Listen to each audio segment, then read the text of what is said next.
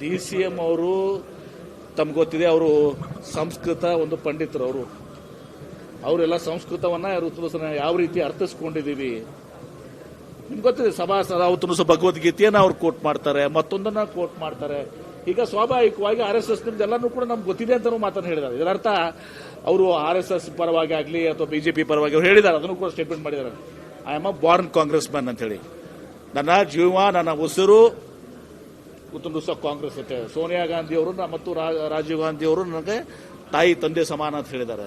ಹೀಗಾಗಿ ಅದರ ಅರ್ಥ ಬೇರೆ ಅರ್ಥ ಮಾಡ್ಕೊಳ್ಳುವಂತ ಮೆಸೇಜ್ ಕೊಡ್ತಾವ್ರೆ. ಅಮಿತ್ ಶಾ ಜೊತೆ ವೇದಿಕೆ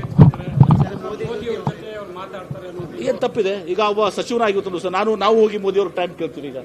ಈಗ ಮೊನ್ನೆ ಡಿಫೆನ್ಸ್ ಮಿನಿಸ್ಟರ್, ಡಿಫೆನ್ಸ್ ಕಾರಿಡಾರ್ಗೆ ನಮ್ಗೆ ರಾಜನಾಥ್ ಸಿಂಗ್ ಅವರು ಹೇಳಿದ್ರು ಮೋದಿ ಅವ್ರಿಗೆ ಹೋಗಿ ಭೇಟಿ ಆಗಲಿ ಚೀಫ್ ಮಿನಿಸ್ಟರ್. ಅಂದ್ರೆ ಅರ್ಥ ಒಬ್ಬ ರಾಜ್ಯದ ಉಪಮುಖ್ಯಮಂತ್ರಿ ಆಗಿ ಮೋದಿ ಅವರಿಗೆ ಒಂದು ಪ್ರಸ್ತಾವನೆ ಸಲ್ಲಿಸುವುದು ತಪ್ಪನ್ನ? ಮೋದಿ ಅವರಿಗೆ ಒಂದ್ ಕಡೆ ವಿರೋಧ ಮಾಡ್ತಿರುವಾಗ ಇನ್ನೊಂದ್ ಕಡೆ ಒಬ್ಬರು ಭೇಟಿ ಆಗೋದು ಕಾಂಗ್ರೆಸ್ನಲ್ಲೇ ಏನ್ ಭಿನ್ನರಾಗ ಅಂತದ್ ಯಾವುದು ಕೂಡ ಇಲ್ಲ. ಭೇಟಿಯಾಗಿದೆ ನನ್ನ ರಾಜಕೀಯ ಸಲುವಾಗಿ ಭೇಟಿ ಆಗಿದೀವ? ರಾಜ್ಯದ ಹಿತದೃಷ್ಟಿಯಿಂದ ರಾಜ್ಯದ ಪ್ರಸ್ತಾವನೆ ಅವರು ದೇಶದ ಪ್ರಧಾನ ಮಂತ್ರಿ ಅಥವಾ ದೇಶದ ಕೇಂದ್ರ ಸಚಿವರುಗಳು ಅವ್ರಿಗೆ ನಮ್ಗೆ ಹಾಕಿದೆ. ಅವ್ರೇನು BJPಯ ಪ್ರಧಾನಮಂತ್ರಿಗಳ ರಾಷ್ಟ್ರದ ಪ್ರಧಾನಮಂತ್ರಿಗಳು.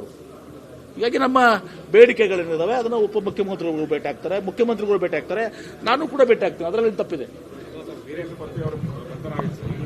ಕಾನೂನು ತನ್ನ ಕ್ರಮ ಕೈಗೊಳ್ಳುತ್ತದೆ. ಯಾರೇ ತಪ್ಪಿಸ್ತಿದ್ರು ಕೂಡ ಅವ್ರ ಮೇಲೆ ಕಾನೂನು ಕ್ರಮ ಕೈಗೊಳ್ಳುತ್ತದೆ. ಅದೇ ರೀತಿ ವೀರೇಂದ್ರ ಪಪ್ಪಿ ಅವ್ರ ಮೇಲೆ ಏನೋ ಆಪಾದನೆಗಳು ತಿಳಿಸ್ತವೆ, ಅದಕ್ಕೆ ಕಾನೂನು ತನ್ನ ಕ್ರಮವನ್ನು ಕೈಗೊಳ್ಳುತ್ತದೆ.